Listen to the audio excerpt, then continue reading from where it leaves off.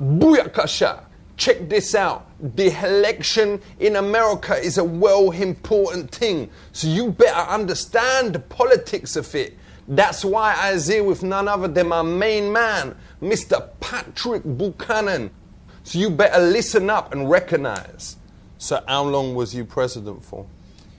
0. What? I didn't make it. I failed. Ain't there the problem if you have an election every however many years, that if someone don't tell the whole truth, you've got him for like 4 years, isn't it? If the people make a mistake, they have to live with it for 4 years, or they get their Congress to throw the president out. But sometimes people lie to get in. Like when me went for my interview for McDonald's in Staines, me said that me would work well hard. But the moment me got in there, me was eating like 15 McChicken sandwiches a day and selling a little bit of McGunja on the side. And them only actually chucked me out when them found me wearing the Ronald McDonald costume, boning with Julie in the box. Here's what you do, though. When you're there, then your organization has rules whereby they can throw you out. All right. We have rules whereby you can throw out the president.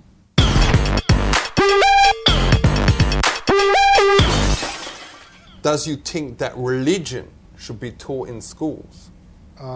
If it's voluntary, yes. If it's mandatory, no.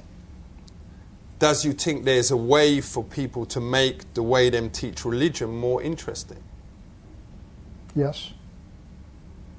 The movie, The Passion of the Christ, All right. is a very effective teaching tool, I think. I heard they ain't as good as Lethal Weapon 3. No, I think it's slightly better than Lethal Weapon 3. Ain't it basically a bit of a rip-off of Gladiator? No, it's not at all. But it's like that kind of thing, isn't it? No, it's about the death and crucifixion of Christ. Ain't you scared, though, that because it's made so much cash, it will just make a sequel and it won't be as good, like, have the bloke Probably. come back to life, whatever? What else is the election going to be fought on this year? It'll probably be about Iraq. Does you think that Saddam's ever was able to make these weapons of mass destruction, or whatever, or as they is called, BLTs?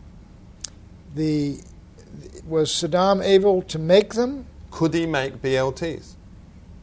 Yes. At one time he was using BLTs on the Kurds in the north. Was it worth fighting a war over BLTs?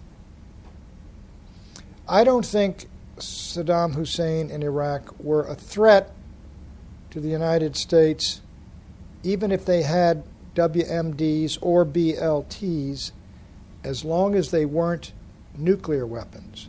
If you had the evidence that Saddam